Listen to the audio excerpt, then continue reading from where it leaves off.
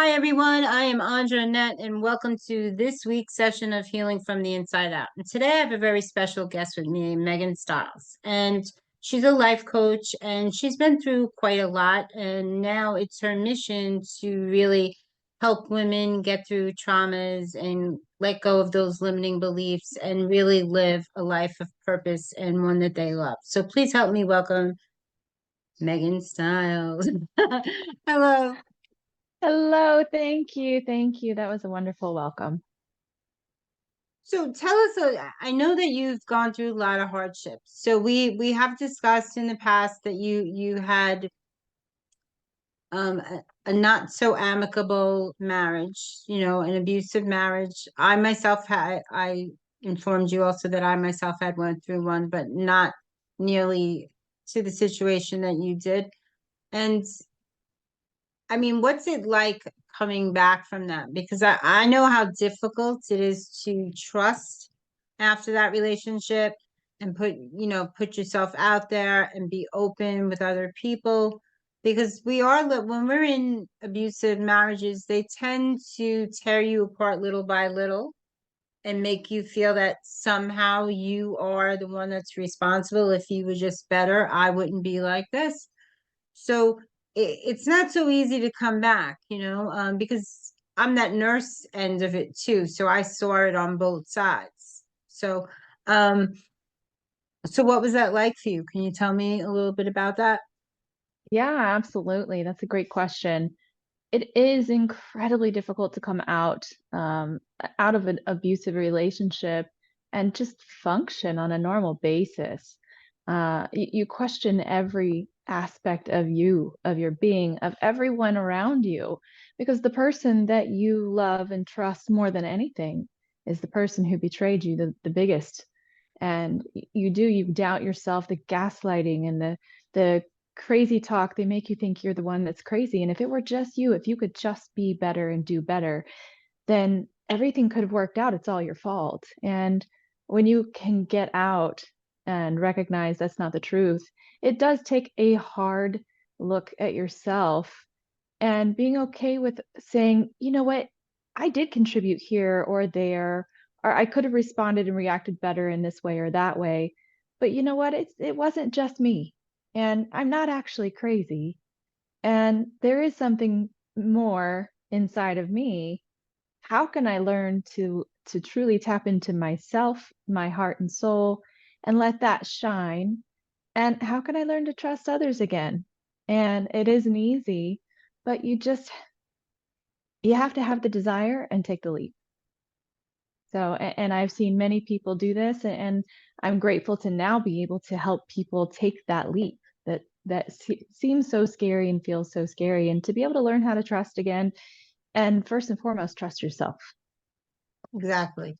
So fear is a big part of it, though. So there are women in these types of relationships, and the men have done everything to really isolate them from their family, ensure that they don't have a financial income, so that they really are stuck in bad situations. And a lot of them won't go to a shelter or do those things because they've been meant to believe, they're led to believe that they'll find them, that you're not going to escape this. You can go anywhere, and I will find you. So it's difficult to navigate that. So what kind of advice would you give someone that is in that situation now? Like what they could do to get out of that situation? Yeah, absolutely. I would highly recommend number one, document everything. Document everything. And one really great step is to find someone whom can advocate for you. And before you even get to that step, the number one thing I could recommend is to start working on you. Stop trying to change the relationship, stop trying to change your person, stop trying to fix things, and start taking a look in the mirror and start working on your self-worth. Because the more that you firmly love yourself and fall in love with who you are, with all your flaws, all of your screwed upness, whatever it is, the more that you finally start to put yourself first and say, I am worthy and deserving of a life of joy and love and peace. And it's so much easier to find the way out when you actually have some self-worth and self-esteem. And I know it's really hard when you are at the bottom of the barrel and this person who you have to rely on for so much, whether it's financial, emotional, physical comforts, whatever it may be, they've really led you to believe that you're not capable and you can't do it and you're not worth anything to anyone. And you're lucky that they have you and you have them, and they're the only person will ever love you the way they do. And the reality is, so many of the people that are in your life or were in your life that you may be estranged from now, they love you immensely, and many of them will step up and help. But they've backed away because they don't know how to deal with what you're going through, because they can't help if you're not willing to help yourself. So, number one is work on yourself. And outside of that, document everything and reach out for help wherever you can. Don't be afraid to go to the authorities. It seems really scary. And I remember I had this fear of, oh no, if I turn him in, it could ruin him, it could ruin his career, it could ruin his relationship with his children, it could mess up everything for him. But I had to stop and think about myself first. It, those are repercussions of his actions. I didn't do that. If I continue to stay, then I'm losing everything. I'm in fear for the rest of my life. I'm at this man's hands. He almost killed me. Do I want to do that again? Of course I don't. And I didn't know the how. So I just took a leap and I did whatever I could. So that would be my first advice, is start working on yourself for I love sure. that. That's great advice. You're really not capable of having anything good in life until you really see your value and see yourself as part of that life. A lot of people tend to live above themselves, and find like they feel like they're looking in on somebody else. They don't internalize what happens in a day-to-day basis. But I really do want to dive a little deeper into the fear, because many of these people come from good homes. They don't, so they were brought up well. They were lived in families where love and security were there, right? So, and then there's other people that came from very sheltered homes or very, bad homes where there was abuse there too, and they kind of saw this as normal, and they didn't think anything of it in the beginning, and then they said, okay, this isn't normal. So, um, why do you think there's such a wide scope of people that get into these kind of situations? Because it's not like a specific type of woman that's battered and abused. It could be any woman. And I don't think a lot of people realize that until they're in that situation. And everything starts off nice and loving, and then it's very different a year down the road, 2 years later, because little by little, it's like they're chipping away at your wood, and knocking down your confidence and things like that. So what's your thoughts on that? Yeah, no, I agree. It's all walks of life. It doesn't matter who you are or what you come from. Any of us can be easily a victim. And from what I've seen, yes, there's people who come from abusive situations themselves that are now the abuser, and there's also people who are from wonderful, loving families and homes and great friendships. And those are usually the ones that hide it the best. Their family wouldn't believe you if you told them. But what I've learned that was like the big piece for me was recognizing that although there is no one type, there really is. That one type is a woman who doesn't have love and respect for herself, or at least not enough that she has unconditional love in a healthy way for herself above other people, because she's willing to put herself below him. She's willing to put her emotions beneath his. She's willing to put herself under the bus to appease him. Because the women who are able to say, you know what, I'm not okay with this. And I was that woman at first. I was putting up my boundaries and I set those boundaries, and he didn't like it, but he would appease me. But it wasn't long before he was breaking those boundaries, and he was doing it in a roundabout way. And then he'd come back and it was all these excuses. And so then I'd reset the boundary, and I didn't really know how to set a boundary because I was afraid. I was afraid to say, this isn't good enough for me. That shows that you don't respect me. I'm not willing to stay in this situation. I need you to leave. And set my foot down because I was so afraid of somehow not having the love from this person who, when he was good, he was amazing. But he wasn't always that. It was nothing was true. Everything was a lie.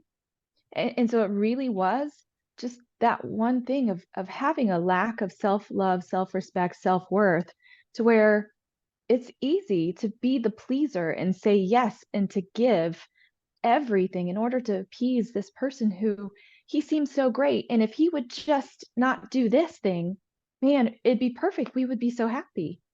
But the reality is they're not going to change that one thing. They're going to have more things that you find out. But you have to, you're accepting things that are unacceptable. So you say that it's people that are have low self-esteem, but there's a lot of people out there that have low self-esteem that are people pleasers that do not wind up in abusive relationships. And then True. there are people that set boundaries. They're very good at setting boundaries. And if you see them in their job, in the rest of in their friendships, they're very good at them, but they don't do that at that home. So there's something about that predator style of man that draws them in. Something they're seeing that maybe the Yeah. woman's not aware of. Maybe they're more docile around them. I don't know, but it's happening a great deal. So I do want to put it out there that, that they're not alone, No.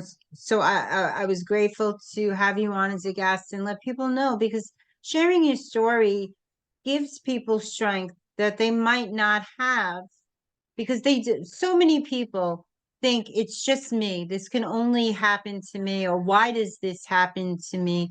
And they don't realize that it's going on all over the world, because people have that concept: what happens in our house stays in our house, and they're taught to almost lie by omission in a lot of families, right? I was raised like that. Absolutely. Don't tell anybody what goes on in this house. Yeah. Don't let So anybody know your dirt. Like that's yours. You don't put that out there for people to see. That's embarrassing, right? yes. People will think less of you.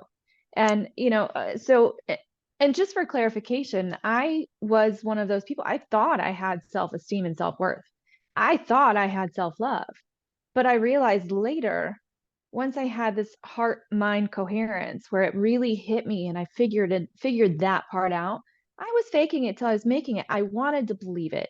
And so I had all of these really great thoughts in my mind of my self-worth and the respect that I wanted to receive from a partner, but obviously it wasn't fully there. But anyone, like you said, anyone could be a victim, and I have no idea what the correlation is, how we are actually chosen by these people who are abusers. But you're absolutely right. It's hide it under the rug, and that's where it becomes so easy.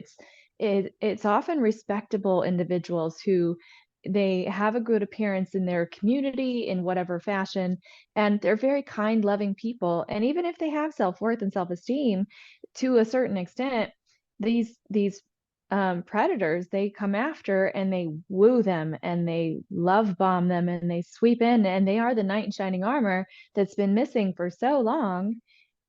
And then everything, like the one little thing happens, and it's kind of like, wait a minute, that doesn't feel right. I don't know what just happened here. And then what happens next is what determines how the rest of the relationship will go. It will either continue or it will end. And when you get those little red flags and you say, I'm not okay with this, but I'm willing to give it another opportunity and see how he responds and what really happens, because I really want to see where this could go. I want to see that a little more about him. I don't know. I might be making a brash decision if I just hurry up and end things. When like your heart is telling you this isn't right and something is wrong. And sometimes it could be hard to discern whether it's okay, this was just a slip up, a moment in time that we all have, we all make mistakes. Or is this something that is being intentionally covered up? Is this something that I'm being led to believe is something else? And how do you react and respond to that? And if you choose to stay and see where it goes and how things go, when there's another red flag, if you don't walk away, the red flags are going to get more and bigger and more and bigger every time. They just keep growing. So They do. I know that feeling well. So um you help women. What is the thing that you see most often when these women are looking for help? Because it's not so out there. Like people aren't raising their hands and saying, I come from an abusive marriage. Um, Today more so, I think, especially with people that are online, I think people are owning those traumas and owning those pains more than they were before because they know that there needs to be a release to move on, um in our conversation the other day I was saying we don't forgive for them, we forgive for us, so we Yes, can let go. Otherwise we're still holding on to it and it's harming our body because all that pain and everything we holding in our body, it shows up as sickness, right? So it does. Yeah. it does, it just comes out in all kinds of other ways. So how would you go about, like, other than word of mouth or referrals, how would people be able to find you? Well, there's a few ways right now. Email is simplest.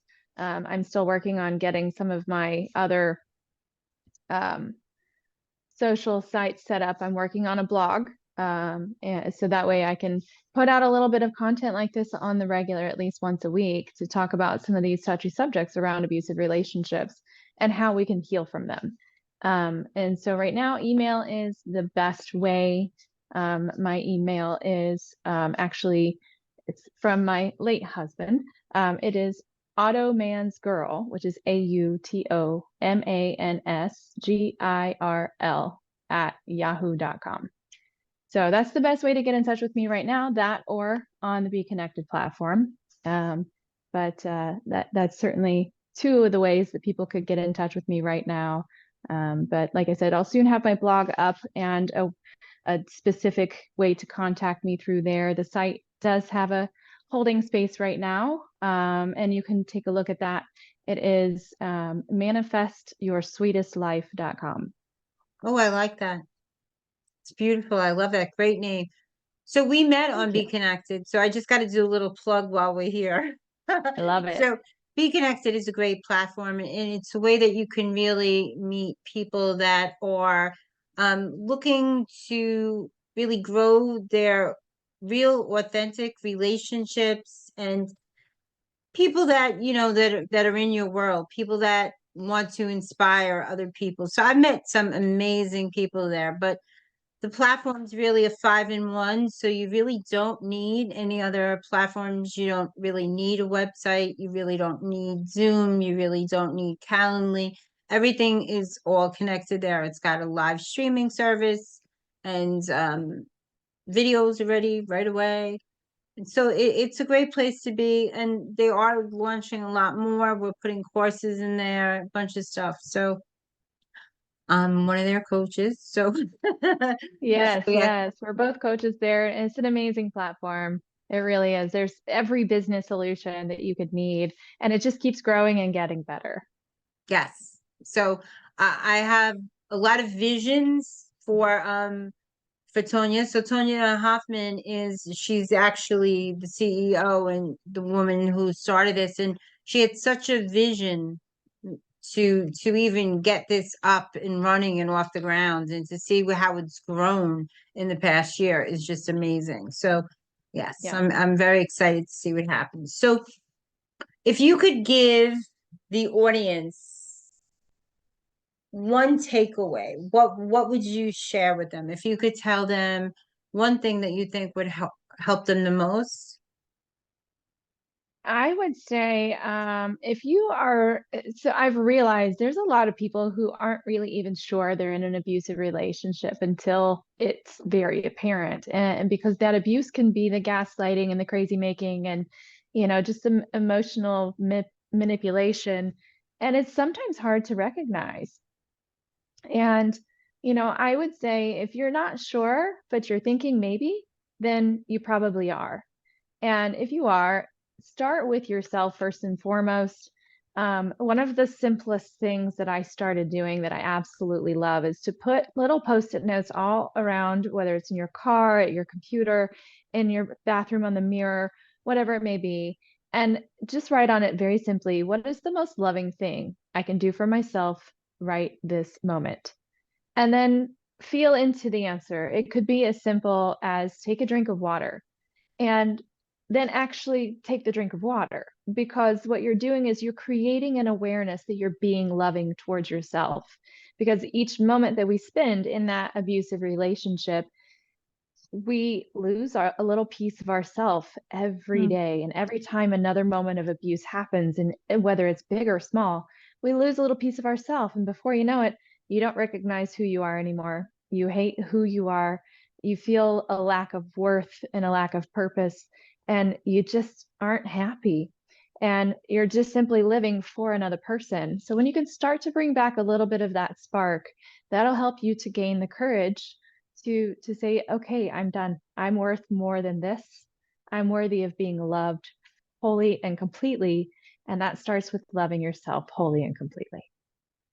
I love that. I think that's great advice.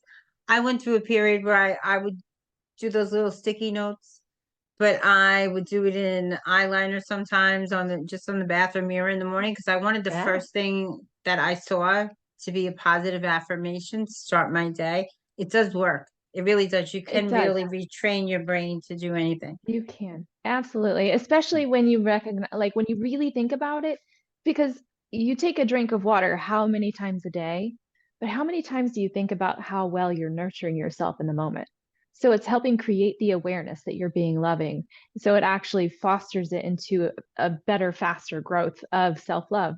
So that was one of the things for me. I was like, this is brilliant. This is so amazing. And it really didn't take much time before I started to feel different. I felt hopeful. I love that. So I want to thank you for coming in and sharing your wisdom and through your pain. It's not easy to share that part of ourselves. So it's wonderful that you could be that courageous and that open so that other people can gain from that. So just hang out a Absolutely. minute. I want to thank the audience for coming in and enjoying this episode with me and our special guest, Meghan Lyles, and have a wonderful evening. Take care.